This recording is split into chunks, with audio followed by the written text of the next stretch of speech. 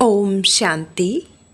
मुरली के मीठे वचन में आप सभी का हार्दिक स्वागत है। क्या आपने कभी सोचा है कि ऐसा कौन सा दान है जो हमें पूरे विश्व की बादशाही दिला सकता है? आज की मुरली में शिव बाबा बताते हैं कि वे हमें अविनाशी ज्ञान रत्नों का गुप्त दान देने आए हैं। यह ऐसा दिव्य खजाना है जिसका एक एक रत्न लाखों रुपए से भी अधिक मूल्यवान है। तो आज की मुरली में हम जानेंगे गुप्त दान का इतना महत्व क्यों है, ज्ञान रत्नों की असली कीमत क्या है, बाबा हमें बिना किसी लड़ाई के विश्व का मालिक कैसे बनाते हैं और इस समय अपने तन मन धन को सफल कैसे करें। तो शांत मन से मुरली बाबा को याद करके सबसे पहले कमेंट में लिखिएगा ओम शांति। तो आइए पूरे मन से आज की अमूल्य मुरली का स्मरण करते हैं। 10 जुलाई 2026 की प्रातः मुरली। मीठे बच्चे, बाप आए हैं तुम बच्चों की अविनाशी ज्ञान रत्नों से झोली भरने। यह एक एक ज्ञान रत्न लाखों रुपए का है। प्रश्न: गुप्त दान का इतना अधिक महत्व क्यों है? उत्तर: क्योंकि बाप तुम्हें अभी गुप्त ज्ञान रत्नों का दान देते हैं। इसे दुनिया नहीं जानती, फिर तुम बच्चे इन ज्ञान रत्नों का दान करने से विश्व की रज़ाई ले लेते हो। यह भी गुप्त है, न कोई लड़ाई, न कोई बारूद आदि, न कोई खर्चा।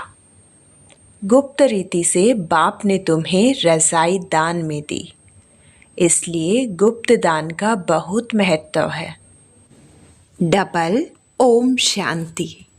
एक शिव बाबा कहते हैं, एक ब्रह्मा दादा कहते हैं। दोनों का स्वधर्म है शांत।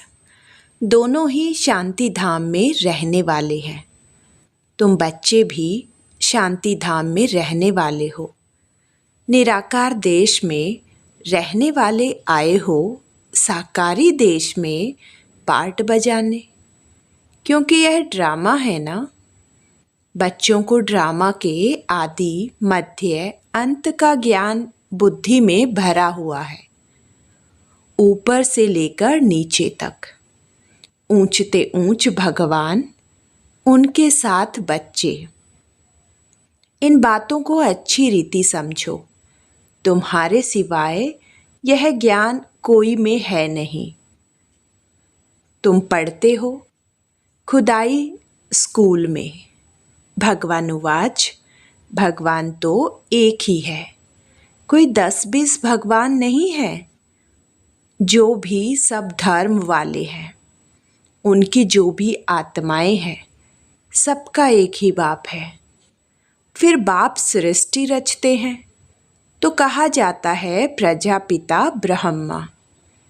शिव को प्रजापिता नहीं कहेंगे।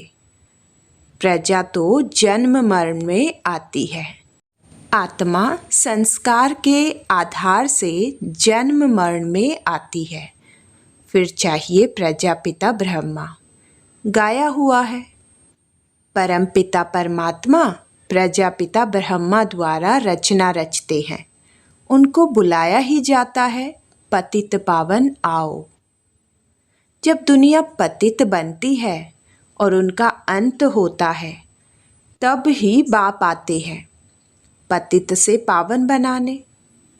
अब तुम जान गए हो, बाप आते भी एक बार है और कब आते ही नहीं। अभी तुमको सारी नॉलेज मिली है। तुम ड्रामा के एक्टर्स हो ना।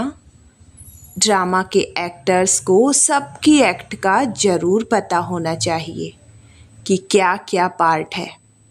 वह होता है छोटा हद का पार्ट, ड्रामा। उनका तो सबको पता पड़ जाता है। तुम भी देखकर आते हो, चाहो तो लिख भी सकते हो, याद कर सकते हो। छोटा सा होता है। यह तो बहुत बड़ा बेहद का ड्रामा है जिसको तुम सतयुग से लेकर कलयुग अंत तक जानते हो। अभी तुम बच्चे जानते हो, हमको बेहद के बाप से बेहद का वर्षा मिलता है, फिर हद के बाप से हद का वर्षा, हद की प्रॉपर्टी मिलती है। बाबा ने समझाया था, राजाएं जो बनते हैं वह अगले जन्म में दान पुण्य आदि करने से एक जन्म के लिए राजा बनते हैं।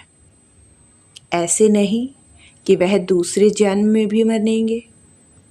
तुम जो सतयुग में राजाएं महाराजाएं थे, ऐसे मत समझो कि तुम्हारी रज़ाई कोई गुम हो जाती है।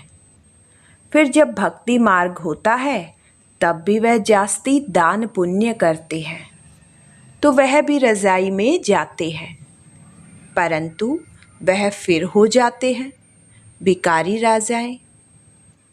तुम ही जो पूज्य थे सो फिर पुजारी बने हो। फिर भी सुख तो रहता है, दुख तो सिर्फ अभी होता है। अभी तमो प्रधान में भी तुमको सुख है, कोई लड़ाई झगड़े की बात नहीं। यह तो बाद में होता है जब लाखों की अंदाज में हो जाते हैं, जब लड़ाई आदि शुरू हो जाती है। तुम बच्चों को तो सतयुग त्रेता द्वापर में भी सुख है। जब तमो प्रधान शुरू होता है तब थोड़ा दुख होता है, अब तो है ही तमो प्रधान। बाप समझाते हैं यह है ही तमो प्रधान दुनिया। तुम जानते हो यह बेहद का ड्रामा है, इनसे कोई भी छूट नहीं सकता।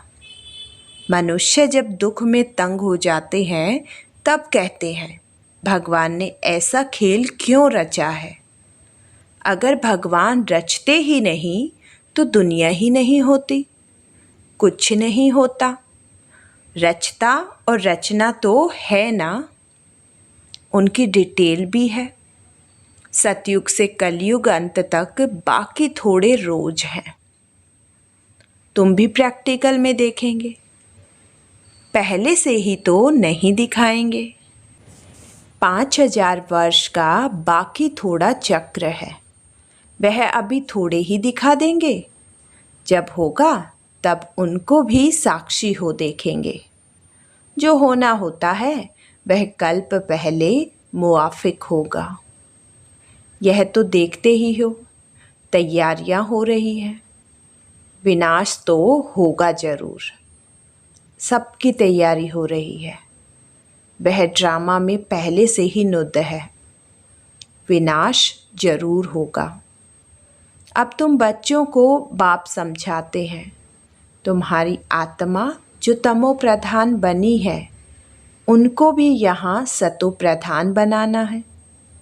यह तुम अभी समझते हो। बाप गुप्त आते हैं, गुप्त ही तुमको ज्ञान दे रहे हैं। दुनिया में कोई नहीं जानते। गुप्त रीति तुम विश्व का राज्य लेते हो, कोई भी आवाज़ नहीं। बिल्कुल ही गुप्त दान कहा जाता है ना। बाप आकर बच्चों को अविनाशी ज्ञान रत्नों का गुप्त दान देते हैं। बाप भी कितना गुप्त है, कोई नहीं जानते हैं। यह सब कहाँ जाते हैं? ब्रह्म कुमार कुमारियाँ क्या करते हैं, कुछ समझते नहीं। तुम बच्चे जानते हो बाबा कितना गुप्त है। तुम बच्चों को गुप्त विश्व का मालिक बनाते हैं। न कोई लड़ाई, न कोई बारूद, ना कोई खर्चा।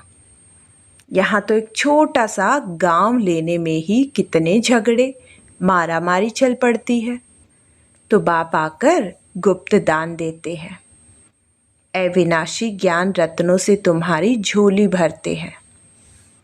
कहते हैं भर दो झोली शिव भोला भंडारी। तुम जानते हो, शिव बाबा हमारी अविनाशी ज्ञान रत्नों से झोली भर रहे हैं। तो एक एक रत्न लाखों रुपयों का है। तुम कितने रत्न देते हो, फिर तुम कितने दानी बनते हो, वह भी गुप्त है। देवताओं को कितने हथियार, भुजाएं आदि दे दी है, वास्तव में है कुछ भी नहीं। सतयुग में देवताओं को इतनी भुजाएं आदि तो होती नहीं। कलयुग में कितने अनेक प्रकार के हथियार दे दिए हैं। विनाश के लिए बॉम्ब्स हैं, तो फिर तलवार, बाण आदि क्या करेंगे? तुम कहते हो ज्ञान खड्ग, ज्ञान तलवार, तो उन्होंने हथियार समझ लिए हैं। है कुछ भी नहीं। तुमको तो गुप्त दान मिलता है, तुम फिर सबको गुप्त दान देते हो। तुम जानते हो बाबा हमको श्रीमत दे रहे हैं। श्रीमत है ही भगवान की। तुम जानते हो हम आते हैं नर से नारायण बनने। उनको सर्वगुण संपन्न, 16 कला संपूर्ण, दैवी गुणधारी कहा जाता है। दैवी गुण सिर्फ उन देवी देवताओं में होते हैं, फिर कलाएं कम होती जाती है। जैसे संपूर्ण चंद्रमा की रोशनी अच्छी होती है, फिर कम होती जाती है।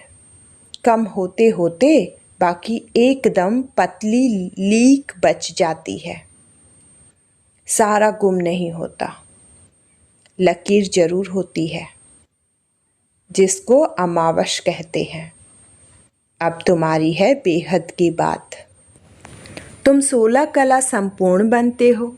दिखाते हैं कृष्ण के मुख में माताएं चंद्रमा देखती हैं। यह है साक्षात्कार की बातें, जिसकी समझानी बाप बैठ देते हैं। अब तुमको संपूर्ण बनना है। माया का संपूर्ण ग्रहण लगा हुआ है। बाकी जाकर लकीर बचती है। सीढ़ी उतरते आए हैं, सबको सीढ़ी उतरनी है, तब ही फिर सबको वापस जाना पड़े। तुम तो अभी थोड़े हो, आहिस्ते आहिस्ते वृद्धि होगी। पढ़ाई में बहुत नहीं पास होते। तुम्हारे सेंटर्स भी धीरे धीरे वृद्धि को पाते रहते हैं। समय नज़दीक आता जाएगा, फिर समझेंगे इन्हों में क्या है। दिन प्रतिदिन वृद्धि को पाते रहते हैं। अभी कहते हैं हमने समझा था, यह कहाँ तक चलेगा, खत्म हो जाएंगे। शुरू में इस डर से बहुत भाग गए, पता नहीं क्या होगा, न यहाँ के न वहाँ के रहेंगे, इससे तो भागो। भाग गए, फिर उनमें से आते रहते हैं। बाप कितना सहज रीति से बैठ समझाते हैं। इन अबलाओं अहिलाओं को कोई तकलीफ नहीं देते हैं। इन्हों का भी उद्धार तो होना है। कहते हैं बाबा हम तो कुछ पढ़ी लिखी नहीं हैं। बाप कहते हैं कुछ नहीं पढ़ी हो तो बहुत अच्छा है। शास्त्र आदि जो भी पढ़े हो वह सब भूल जाओ। मैं कुछ जास्ती पढ़ाता नहीं हूँ, सिर्फ कहता हूँ मुझको याद करो, तो फिर बादशाही तुम्हारी है। बस तुम्हारा बेड़ा पार हो जाएगा। बच्चा पैदा हुआ और कहेंगे बाबा, बस वर्षे का हकदार बन जाते हैं। यहाँ भी तुम हकदार बन जाते हो। बाप दादा को याद किया और राजधानी तुम्हारी, इसलिए गाया हुआ है। सेकंड में जीवन मुक्ति, साहूकार लोगों का है पिछाड़ी का पार्ट। पहले गरीबों की बारी है, तुम्हारे पास आपे ही आएंगे। दलितों का भी उद्धार होना है। भीलनी का भी गायन है। कहते हैं राम ने भीलनी के बेर खाए, वास्तव में राम भी नहीं है, शिव बाबा भी नहीं है। हाँ, हो सकता है इस ब्रह्मा को खाना पड़े।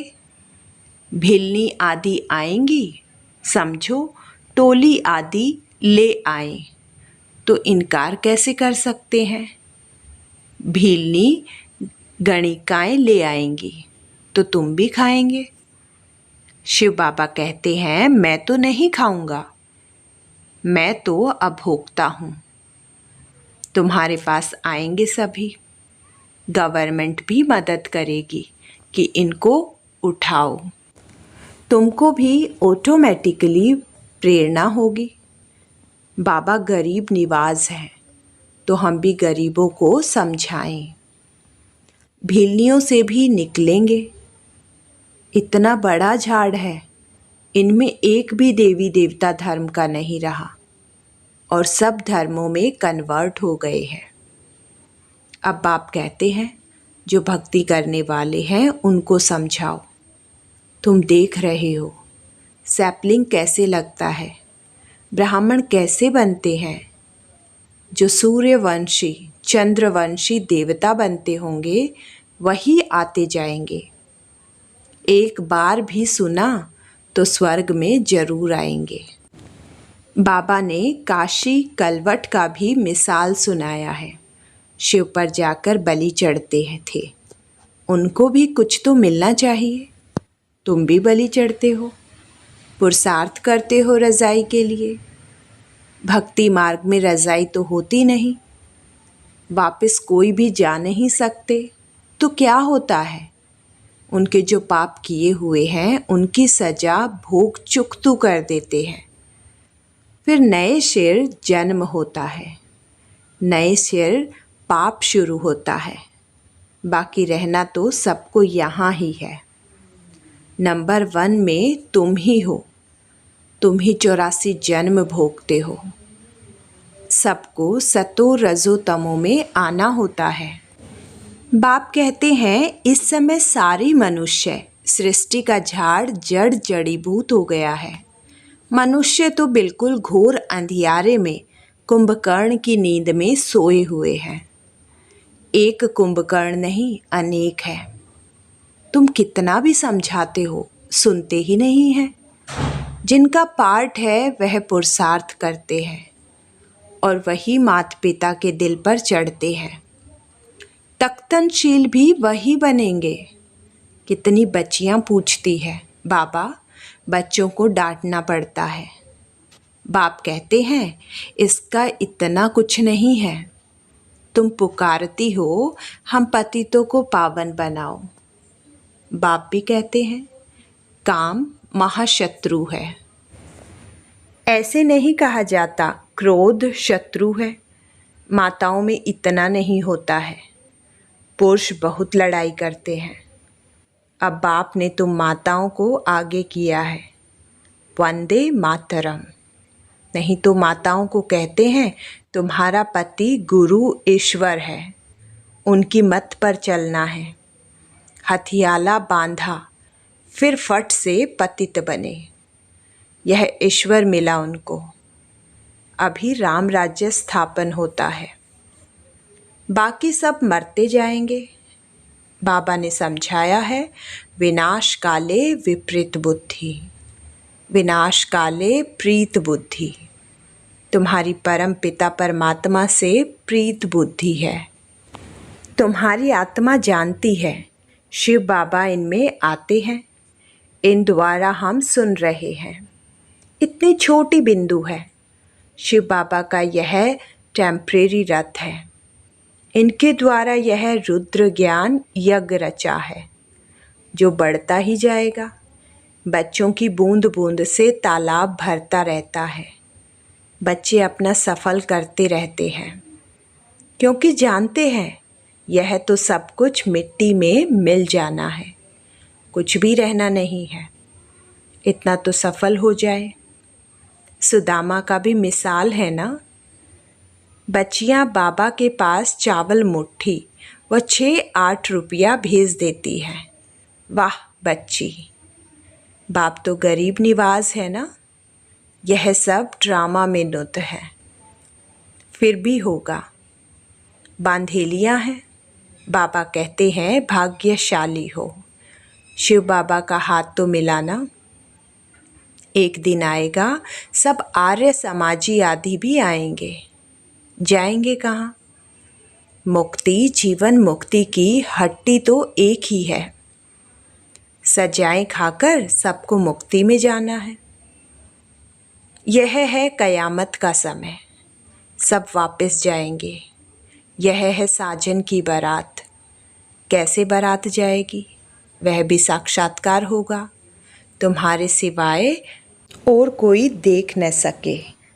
अच्छा, मीठे मीठे सिकिलते बच्चों प्रति माता पिता बाप दादा का याद प्यार और गुड मॉर्निंग। रूहानी बाप की रूहानी बच्चों को नमस्ते। धारणा के लिए मुख्य सार। नंबर 1, बाप द्वारा ज्ञान का जो गुप्त दान मिला है उसकी वैल्यू को समझ अपनी झोली ज्ञान रत्नों से भरपूर करनी है। सबको गुप्त दान देते जाना है। नंबर 2, इस कयामत के समय जबकि वापस जाना है तो अपना सब कुछ सफल करना है, प्रीत बुद्धि बनना है। मुक्ति और जीवन मुक्ति का रास्ता सबको बताना है। वरदान, भोलेपन के साथ ऑलमाइटली अथॉरिटी बन माया का सामना करने वाले शक्ति स्वरूप भव। कभी कभी भोलापन बहुत भारी नुकसान कर देता है। सरलता भोला रूप धारण कर लेती है, लेकिन ऐसा भोला नहीं बनो जो सामना नहीं कर सको। सरलता के साथ समाने और सहन करने की शक्ति चाहिए। जैसे बाप भोलापन के साथ अलमाइटी अथॉरिटी है, ऐसे आप भी भोलेपन के साथ साथ शक्ति स्वरूप भी बनो तो माया का गोला नहीं लगेगा। माया सामना करने के बजाय नमस्कार कर लेगी। स्लोगन, अपने दिल में याद का झंडा लहराओ तो प्रत्यक्षता का झंडा लहरा जाएगा। अव्यक्त इशारे, ज्वाला स्वरूप स्थिति में रह शक्तिशाली याद का अनुभव करो।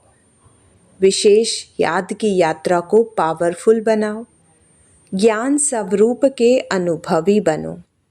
आप श्रेष्ठ आत्माओं की शुभ वृत्ति व कल्याण की वृत्ति और शक्तिशाली वातावरण अनेक तड़पती हुई भटकती हुई पुकार करने वाली आत्माओं को आनंद, शांति और शक्ति की अनुभूति कराएगी। आज की मुरली हमें याद दिलाती है कि बाबा का दिया हुआ ज्ञान सबसे बड़ा खजाना है। जितना हम इन ज्ञान रत्नों को अपने जीवन में धारण करेंगे और दूसरों तक पहुंचाएंगे, उतना ही हमारा जीवन सफल और श्रेष्ठ बनेगा। यदि आज की मुरली ने आपके मन को स्पर्श किया हो तो इसे अधिक से अधिक आत्माओं तक अवश्य पहुंचाइए और सच्चे मन से बाबा को याद करके कमेंट में ओम शांति जरूर लिखिएगा। और वीडियो पसंद आए तो लाइक, कमेंट, शेयर और सब्सक्राइब करना मत भूलिएगा, ताकि बाप दादा की हर रोज़ की मुरली आप तक पहुंचती रहे। तो फिर मिलते हैं बाबा की रूहानी मुरली के साथ। ओम शांति।